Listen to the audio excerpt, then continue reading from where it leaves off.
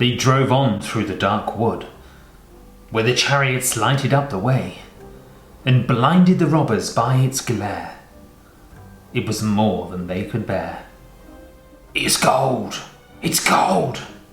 they cried, and darting forward, seized the horses, and killed the postillions, the coachman, and the footman. And then they dragged little Gerda out of the carriage. "She is fat, and she is pretty. She has been fattened on nuts," said the old robber woman, who had a long beard and eyebrows that hung over her eyes. "She is as good as a fat lass, and how nice she will taste."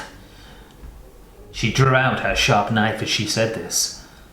It glittered horribly. "Oh!" screamed the old woman at the same moment, for her little daughter had come up behind her, and she was biting her ear. She hung on her back, as wild and as savage a little animal as you could find. "You bad little wicked child," said her mother. But she was prevented from killing Gerda on this occasion. "She shall play with me," said the little robber girl. "She shall give me her muff and her pretty dress, and she will sleep in my bed." And then she bit her mother again and made her dance. All the robbers laughed and said, "Look at her dancing! Look at her dancing with her cub." "I want to get into the carriage," said the little robber girl. And she always had her own way, because she was so spoiled and stubborn. She and Gerda got into the carriage, and then they drove over stubble and stones, further and further into the wood. The little robber girl was as big as Gerda, but much stronger. She had broader shoulders and darker skin, and her eyes were quite black, with almost a melancholy expression. She put her arms around Gerda's waist and said, "They can't kill you, as long as I don't get angry with you. You must surely be a princess." "No," said little Gerda. And then she told her all her adventures, and how fond she was of Kay. The robber girl looked earnestly at her, and gave her a little nod, and said, "They shan't kill you, even if I am angry with you. I will do it myself." And then she dried Gerda's eyes, and stuck her own hands into the pretty muff, which was so soft and warm. At last the chariot stopped. They were in the courtyard of the robber's castle, the walls of which were cracked from top to bottom. Ravens and crows flew in and out of every hole, and big bulldogs, which each looked ready to devour somebody, jumped about as high as they could, but they did not bark, for it was not allowed. A big fire was burning in the middle of the stone floor of the smoky old hall. The smoke went all the way up to the ceiling, where it had to find a way out for itself. Soap was boiling in a big cauldron over the fire, and hares and rabbits were roasting on the spits. "You shall sleep with me and my little pets tonight," said the robber girl, when they had something to eat and drink. They went along to one corner, which was spread with straws and rugs. There were nearly 100 pigeons roosting overhead on the rafters and beams. They seemed to be asleep, but they fluttered about a little when the children came in. "They are all mine," said the little robber girl, seizing one of the nearest. It held it by the legs and shook it till it flapped its wings. "Kiss it," dashing it at Gerda's face. "Those are the wood pigeons," pointing to some laths across a big hall high up on the walls. "They are a regular rabble. They would fly away directly if they were not locked in. And here is my old sweetheart," dragging forward a reindeer by the horn. "Every single night I tickle his neck with my bright knife. He's so frightened of it." The little girl produced a long knife out of a hole in the wall and drew it across the reindeer's neck. The poor animal laughed and kicked, And the robber girl laughed and pulled Gerda down into the bed with her. "Do you have a knife by your side while you sleep?" looking rather frightened. "I always sleep with a knife," said the little robber girl. "You never know what will happen. But now, tell me again what you told me before about little Kay and why you went out into the world." So Gerda told her all about it again. And the wood pigeons cooed up in their cage above. The other pigeons were asleep. The little robber girl put her arm around Gerda's neck and went to sleep with the knife in her other hand. And she was soon snoring. But Gerda would not close her eyes. She did not know whether she was to live or to die. The robbers sat round the fire, eating and drinking, and the old woman was turning somersaults. This sight terrified the poor little girl. And then the wood pigeon said, "Coo, coo. We've seen little Kay.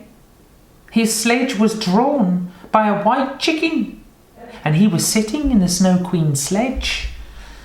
It was floating down over the trees while we were in our nests. She blew upon us young ones, and they all died, except we two. Coo, coo." "What are you saying up there?" said Gerda. "Where was the Snow Queen going? Do you know anything about it?" "She's most likely going to Lapland, because there is always snow and ice there. Ask the reindeer who is tied up there." "Oh yeah, there is ice and snow, and it's a splendid place," said the reindeer. "You can run and you can jump about where you like on those big glittering plains. The Snow Queen has her summer tent there, but her permanent castle is up in North Pole, on the island which is called Spitsbergen." "Oh, Kay, little Kay," said Gerda. "Lie still, or I shall stick the knife in you," said the robber girl. In the morning, Gerda told her all that the wood pigeons had said, and the little robber girl looked quite solemn. But she nodded her head and said, "No matter. Do you know where Lapland is?" she asked the reindeer. Who should know better than I?" said the animal, its eyes dancing. "I know I was born and brought up there, and I used to leap about on the snowfield."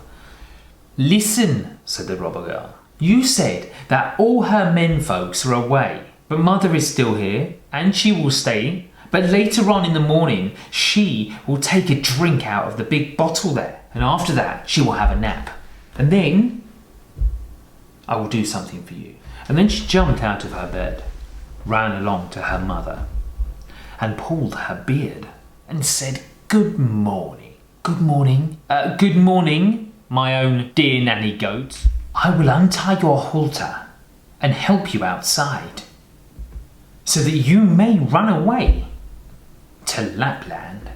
But you must put your best foot forward and take this little girl for me to the Snow Queen's palace, where her playfellow is.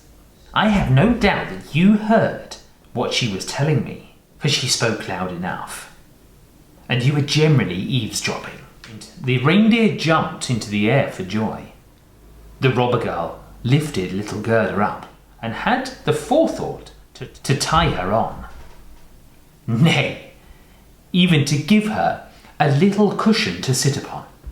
"Here, after all, I will give you your fur boots back, but it will be very cold. But I will keep your muff. It is too pretty to part with.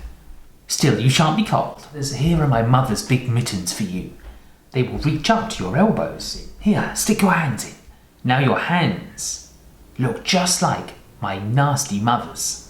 Gerda shed tears of joy. "I don't like you to whimper," said the little robber girl. "You ought to be looking delighted. And here are 2 leaves and a ham for you, so that you shan't starve." These things were tied on to the back of the reindeer.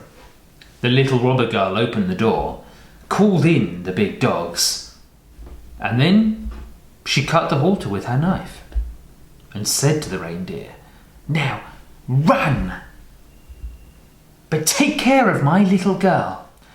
Gerda stretched out her hands in the big mittens to the robber girl and said goodbye, and then the reindeer darted off, over the briars and bushes, through the big woods, over swamps and plains, as fast as it could go.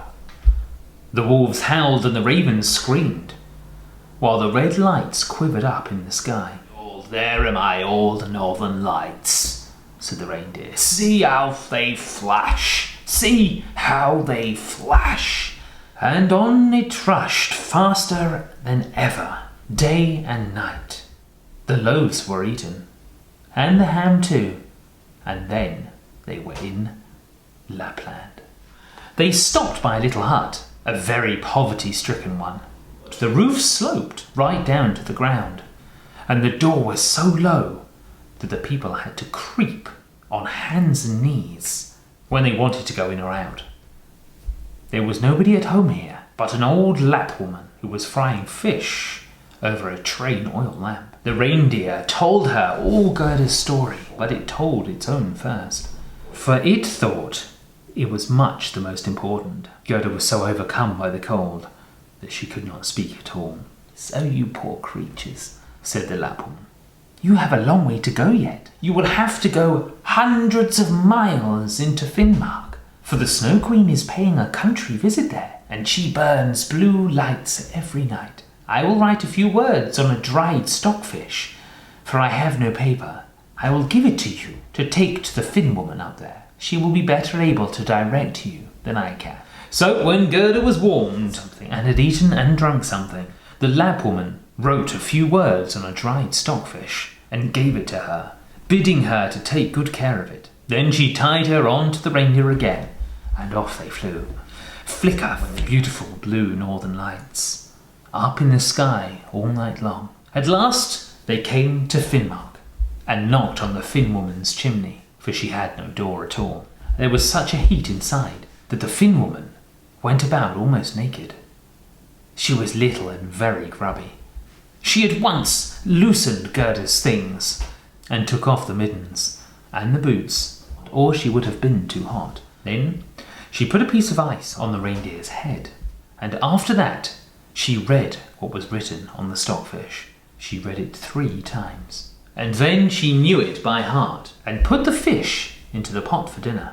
There was no reason why it should not be eaten, and she never wasted anything. Again the reindeer told his own story first, and then little Gerda's. The Finn woman blinked with her wise eyes, but she said nothing. "You are so clever," said the reindeer. "I know you can bind all the winds of the world with a bit of sewing cotton. When a skipper unties one knot, he gets a good wind. But when he unties 2, it blows hard. And if he undoes the 3rd and the 4th, he brings a storm about his head, wild enough to blow down the forest trees. Won't you give the little girl a drink, so that she may have the strength of 12 men to overcome the Snow Queen?" "The strength of 12 men? Yes, that will be about enough." She went along to a shelf and took down a big folded skin, which she unrolled. There were curious characters written on it, and the Finn woman read it till the perspiration poured down from her forehead. But the reindeer again implored her to give Gerda something, and Gerda looked at her with such beseeching eyes, full of tears, that the Finn woman began blinking again, and drew the reindeer along into a corner, where she whispered to it, at the same time putting fresh ice on its head. "Little Kay is certainly with the Snow Queen, and he is delighted with everything there. He thinks it's the best place in the world, but that is because he has got a splinter of glass in his heart and a grain of glass in his eye. They will have to come out first, or he will never be human again. And the Snow Queen, but you can't give little Gerda something to take which will give her power to conquer it all. I can't give her power that she already has, and how both man and beast have to serve her, how she has got on as well as she has on her bare feet. We must not tell her what power she has. It is in her heart, because she is such a sweet and innocent girl. If she can't reach the Snow Queen herself, then we can't help her. The Snow Queen's garden begins just 2 miles from here. You can carry the little girl as far as that, put her down by the big bush, standing there in the snow, covered with red berries. Don't stand gossiping, but hurry back to me. And then the Finn woman lifted Gerda on the reindeer's back, and it rushed off as hard as it could. "Why, I have not got my boots, and I have not got my mittens," said little Gerda. She soon felt the want of them in that cutting wind. But the reindeer did not dare to stop. It ran on till it came to the bush with the red berries, and there it put Gerda down and kissed her on the mouth, while big shining tears trickled down its face. Then it ran back again, as fast as it ever could, and there stood poor little Gerda, without shoes or gloves, in the middle of the freezing, ice-bound Finnmark. She ran forward as quickly as she could. A whole regiment of snowflakes came towards her. They did not fall from the sky, for it was quite clear, with the northern lights shining brightly.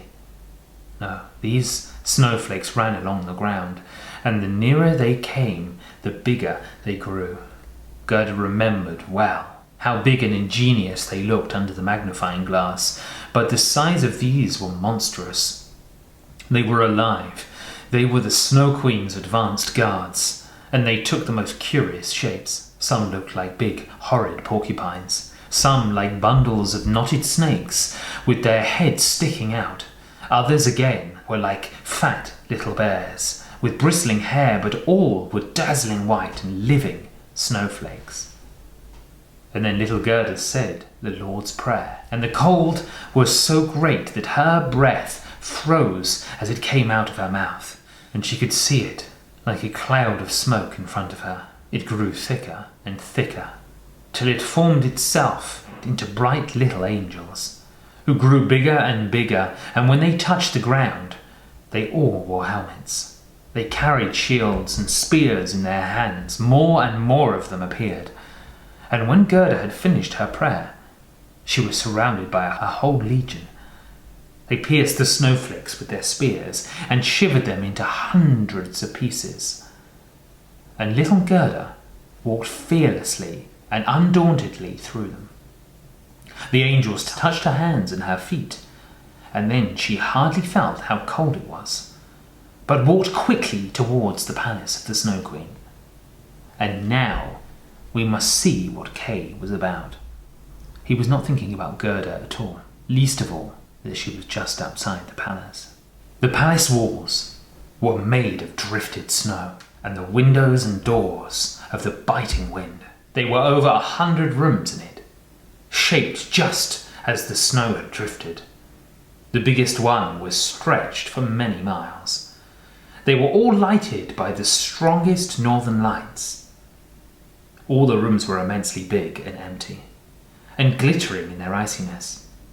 There was never any gaiety in them, not even so much as a ball for the little bears. When their storms might have turned up the orchestra, and the polar bears might have walked about on their hind legs and shown off their grand manners, there was never even a little game-playing party. For such games as Touch Last or The Bitter Bit, not even a little gossip over the coffee cups for the White Fox misses. Immense, vast and cold were the Snow Queen's halls. The northern lights came and went with such regularity that you could count the seconds between their coming and going. In the midst of these never-ending snowballs was a frozen lake. It was broken up on the surface into 1,000 bits, but each piece was so exactly like the others that the whole formed a perfect work of art.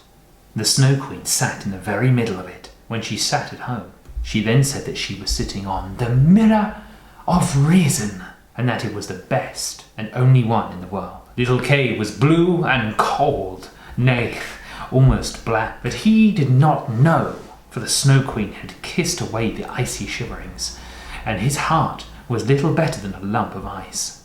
He went about dragging some sharp, flat pieces of ice which he placed in all sorts of patterns, just as when we at home have little tablets of wood with which we make patterns and call them a Chinese puzzle. Kay's patterns were most ingenious because they were the ice puzzles of reason. In his eyes, they were first rate and of the greatest importance. This was because of the grain of glass still in his eye. He made many patterns forming words, but he never could find out the right way to place them for one particular word. A word he was most anxious to make. It was eternity. The Snow Queen had said it to him, that if he could find out this word, he should be his own master, and she would give him the whole world and a new pair of skates, but he could not discover it. Now I am going to fly away to the warm countries, said the Snow Queen. I want to go and peep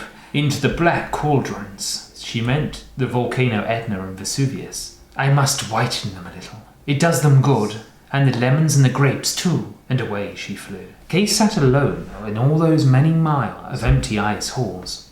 He looked at his bits of ice and thought till something gave way within him. He sat so stiff and immovable that one might have thought he was frozen to death. And then it was that little Gerda walked into the palace, through the great gates in a biting wind. She said her evening prayer, and the wind dropped as if lulled to sleep, and she walked on into big empty halls. She saw Kay and knew him at once. She flung her arms round his neck, held him fast, and cried, "Kay! Little Kay! Have I found you at last?" But he sat still, rigid and cold. And then little Gerda shed hot tears. They fell upon his breast and penetrated his heart, and here they thawed the lump of ice and melted the little bit of the mirror. He looked at her and she sang. And then Kay burst into tears. He cried so much that the grain of glass was washed out of his eye. He knew her and shouted with joy, "Gerda! Dear little Gerda! Where have you been for such a long time? Where have you been?" He looked round and said, "How cold it is here! How empty and vast!" He kept tight hold of Gerda, who laughed and cried for joy. Their happiness was so heavenly that even the bits of ice danced for joy around them. And when they settled down, there they lay, just in the very position the Snow Queen had told Kay he must find out, if he was to become his own master and have the whole world and a new pair of skates. Gerda kissed his cheeks, and they grew rosy. She kissed his eyes, and they shone like hers. She kissed his hands and his feet, and he became well and strong. The Snow Queen might come home whenever she liked. His order of release was written there in shining letters of ice. They took hold of each other's hands and wandered out of the big palace. They talked about grandmother and about the roses upon the roof. Wherever they went, the wind lay still and the sun broke through the clouds. And when they reached the bush with the red berries, they found the reindeer waiting for them. And he had brought another young reindeer with him, whose udders were full. The children drank her warm milk and kissed her on the mouth. And then they carried Kay and Gerda first to the Finn woman, in whose heated hut they warmed themselves and received directions about the homeward journey. And then they went on to the Lapp woman. She had made new clothes for them and prepared her sledge. Both the reindeer ran to the boundaries of the country. The first green buds appeared, and they said goodbye to the reindeer and the Lapp woman. They heard the first little birds twittering, and saw the buds in the forest. Out it came riding a young girl on a beautiful horse which Gerda knew, for it had drawn the golden chariot. She had a scarlet cap on her head and pistols on her belt. It was the little robber girl who was tired of being at home. She was riding northwards to see how she liked it before she tried some other part of the world. She knew them again, and Gerda recognized her with delight. "I should like to know if you deserve to have somebody running to the end of the world for your sake." But Gerda patted her cheek and asked about the prince and princess. They're travelling in foreign countries, said the robber girl. But the crow? Said Gerda. Oh, the crow is dead, she answered. The tame sweetheart is a widow, and goes about with a bit of black wool tied round her leg. She pities herself bitterly, but it's all nonsense. But tell me how you got on yourself, and where you found him. Gerda and Kay both told her all about it. It's all right at last, she said. Then she took hold of their hands and promised that if she ever passed through their town, she would pay them a visit. And then she rode off into the wide world. But Kay and Gerda walked on, hand in hand, and wherever they went, they found the most delightful spring and blooming flowers. Soon they recognized the big town where they lived, with its tall towers, in which the bells still ring their merry peals. They went straight on to grandmother's door, up the stairs, into her room. Everything was just as they left it. The old clock ticked in the corner, and the hands pointed to the time. As they went through the door into the room, they perceived that they were grown up. The roses clustered round the open window, and there stood 2 little chairs.